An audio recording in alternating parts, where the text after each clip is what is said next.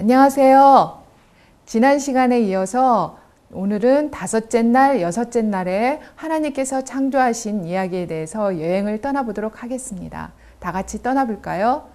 하나님께서 만드신 세계는 말할 수 없이 아름다웠지만 너무나 고요하고 쓸쓸했어요.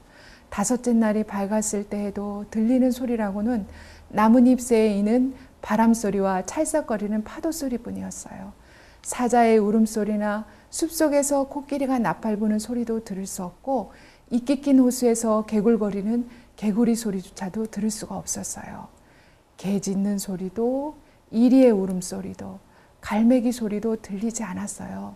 물론 사람의 목소리도 들을 수가 없었어요. 장난꾸러기들이 소리치는 것이나 여자아이들이 웃음소리도 들을 수가 없었어요. 얼마나 쓸쓸했을까요? 그렇지만 하나님께서는 그런 쓸쓸하고 고요한 세계를 바라시지 않았어요. 그분께서는 그 안에 누군가가 살도록 만드시고 계셨어요. 첫째, 둘째, 셋째, 넷째 날 만드신 모든 위대한 것들은 수많은 생물들의 보금자리를 위한 것이었어요. 그래서 꽃으로 뒤덮인 들과 푸른 바다 위에 밝은 빛이 따스하게 비칠 때 하나님께서는 다시 일을 시작하셨어요. 하나님이 가라사대 물들은 생물로 번성케 하라. 땅 위 하늘의 궁창에는 새가 날아라 하시고, 하나님이 큰 물고기와 물에서 번성하여 움직이는 모든 생물을 그 종류대로, 날개 있는 모든 새를 그 종류대로 창조하시니 하나님의 보시기에 좋았더라. 하나님이 그들에게 복을 주어 가라사대 생육하고 번성하여 여러 바닷물에 충만하라. 새들도 땅에 번성하라 하시니라. 얼마나 놀라운 날이에요. 여러분은 정말 그곳에 가보고 싶지 않나요?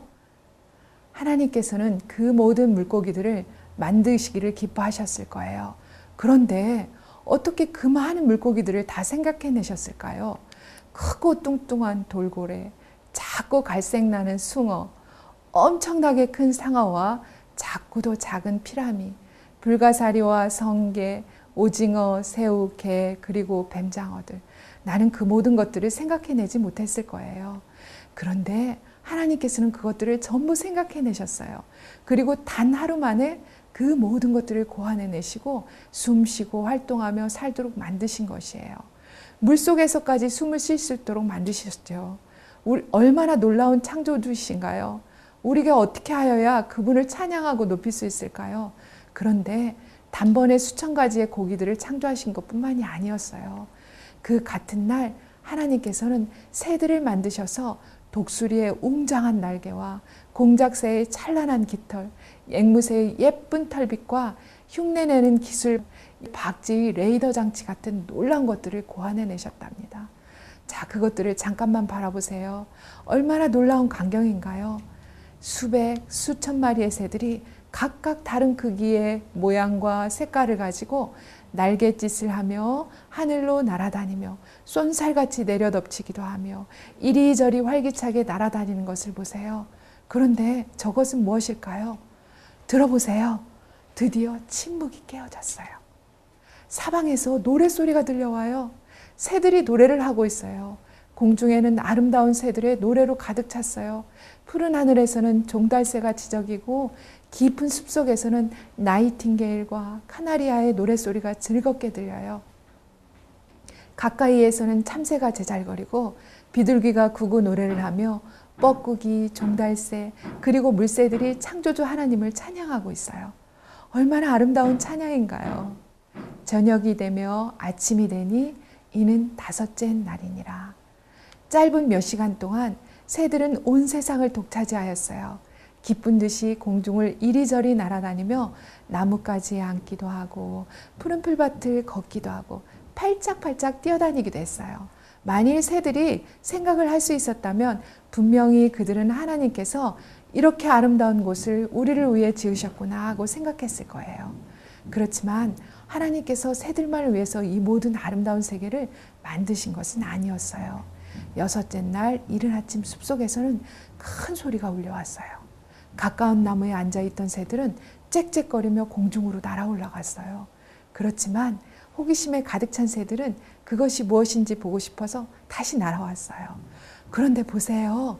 저기 멋있는 머리털을 늘어뜨리고 왕처럼 훌륭한 모습으로 늠름하게 서 있는 황금색 동물이 있군요. 그것이 바로 이 땅 위에 처음 나타난 사자였어요. 그런데 저기를 보세요. 도대체 저것이 무엇일까요? 4개의 다리와 목이 막대기처럼 길쭉하게 생긴 재미있는 동물이 있어요. 물론 그것은 기린이지요. 그 목이 얼마나 긴지 느릿느릿 걸을 때마다 나무 위에 앉은 새들은 거의 쫓아버릴 것만 같았어요. 이것은 또 무엇일까요?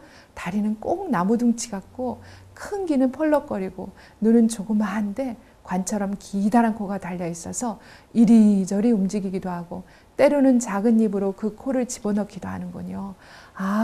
하나님께서 코끼리를 만드셨다니 얼마나 재미있는 일인가요? 여기 한 쌍의 얼룩말이 오고 있어요. 머리를 뒤로 젖혀가며 따그닥 따그닥 발굽을 울며 멋있게 달려요. 날렵한 점박이 표범, 물 위에 코와 눈을 내놓고 숨쉬는 하마, 코알라, 뿔 달린 사슴, 곰들이 있어요. 얼마나 놀라운 광경인가요? 이 모든 것들을 하나님께서 그 짧은 시간에 고안하시고 만드셨다는 것을 한번 생각해 보세요. 그렇지만 이야기는 아직 반도 끝나지 않았어요. 그분께서는 그 큰 동물뿐만 아니라 작은 동물들도 만드셨어요. 저기 좀 보세요. 있는 힘껏 다름박질하며 지저대는 개와 점잖게 걸어다니는 고양이, 우스꽝스러운 얼굴로 이 가지에서 저 가지로 줄타기를 하며 다니는 원숭이, 깡충깡충 뛰어다니는 토끼, 복슬복슬한 꼬리를 달고 먹이를 찾기 위해 쪼르르 달려가는 다람쥐, 이 모든 것들을 단 하루 만에 만드셨다니 너무도 놀라운 일이에요. 한번 생각해 보세요. 이 모든 훌륭한 동물들이 살아서 움직일 뿐만 아니라 여러분과 똑같이 보고 듣고 냄새 맡고 맛보고 먹을 수 있도록 지어진 것이에요. 게다가 자기와 똑같이 생긴 새끼들까지 낳을 수 있도록 하셨어요. 여러분은 종이에 동물들을 그리거나 찰흙으로 비슷하게 만들 수는 있지만 그 중에 한 마리도 살아서 움직이게 할 수 없어요. 그것들을 걷게 하거나 달리게 하거나 음식을 먹게 할 수도 없어요. 그렇지 않나요? 그것은 사실이잖아요.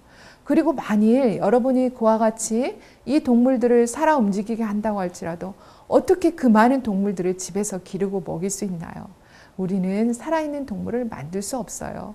두꺼비 한 마리, 모기 한 마리조차도 만들지 못해요. 그러나 하나님께서는 만드실 수 있어요. 그리고 그렇게 만드셨어요. 모든 동물과 곤충들이 그분의 생각에서 시작되어 그분의 초청의 말씀으로 이 땅에 생겨나게 된 것이에요. 하나님이 가라사대 땅은 생물을 그 종류대로 내되 육축과 기는 것과 땅의 짐승을 종류대로 내라 하시고 그대로 되니라. 하나님이 땅의 짐승을 그 종류대로, 육축을 그 종류대로, 땅에 기는 모든 것을 그 종류대로 만드시니 하나님의 보시기에 좋았더라. 하나님께서는 그 일을 하시고 매우 기뻐하셨어요. 보시기에 좋았다고 하셨어요. 그분께서 만드신 생물들도 또한 행복하고 평화스러웠어요. 그러나 창조는 아직 끝나지 않았어요. 무엇인가가 빠졌어요. 가장 중요한 것이 남아 있었어요. 하나님께서 마지막까지 그 일을 남겨두고 계셨어요. 여러분은 엄마 생일 때 엄마를 깜짝 놀라게 해드릴 만한 어떤 계획을 해본 적이 있나요? 엄마를 위해 선물을 사든지 손으로 무엇을 만들든지 하겠지요.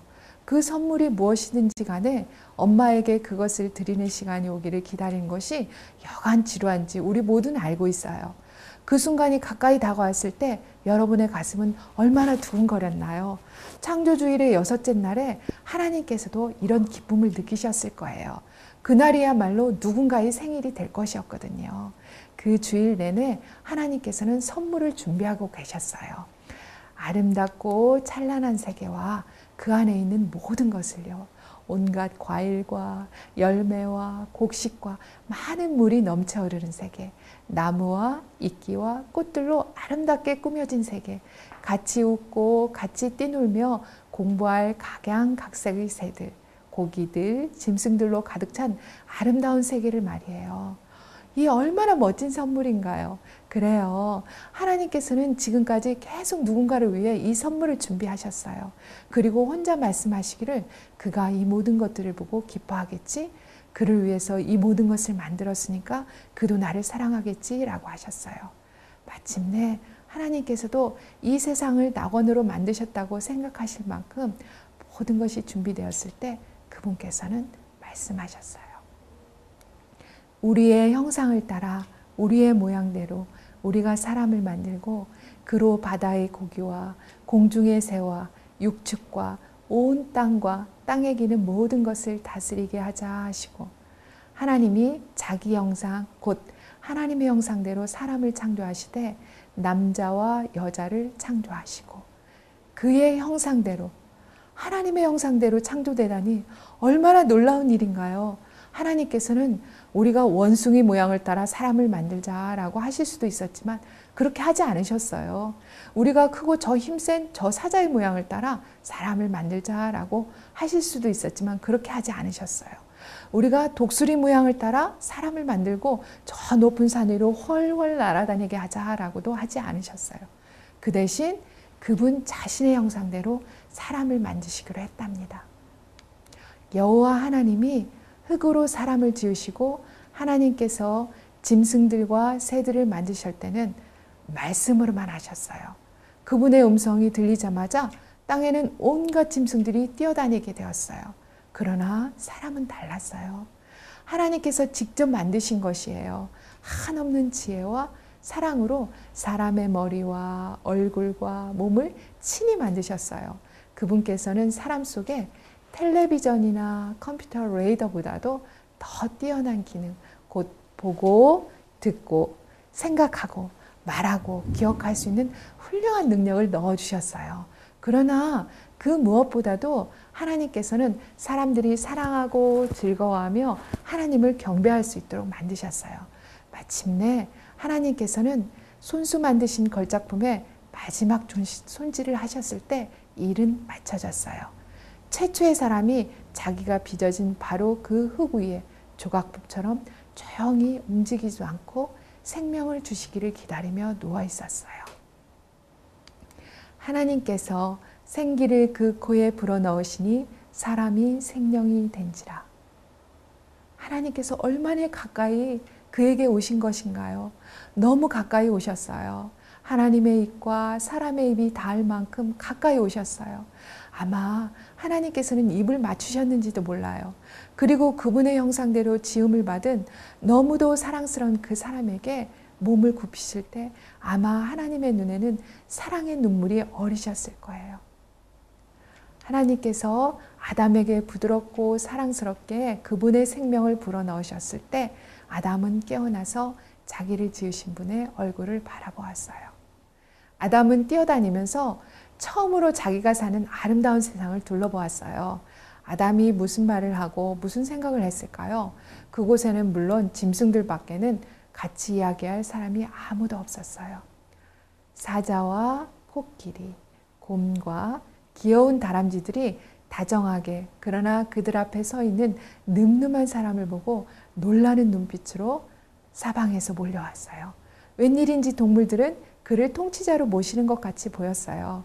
아담이 부드럽고 푸른 풀밭 위로 성큼성큼 걸음을 옮길 때마다 그들은 자랑스럽고 기쁜 마음으로 뛰며 그를 따랐어요. 이들이 언덕과 골짜기를 지나 연못과 졸졸 흐르는 개울과 호숫가를 지날 때 그들을 환영하는 기쁨에 넘친 소리가 들과 숲을 울렸어요. 아담이 키 크고 멋있는 나무와 눈부시게 아름다운 꽃들을 놀라운 듯이 바라보는 동안 더 많은 짐승들이 숲에서부터 나왔고 새들도 무슨 일이 일어나고 있는지 보려고 땅바닥까지 낮게 날다가 하늘로 다시 치솟곤 했어요.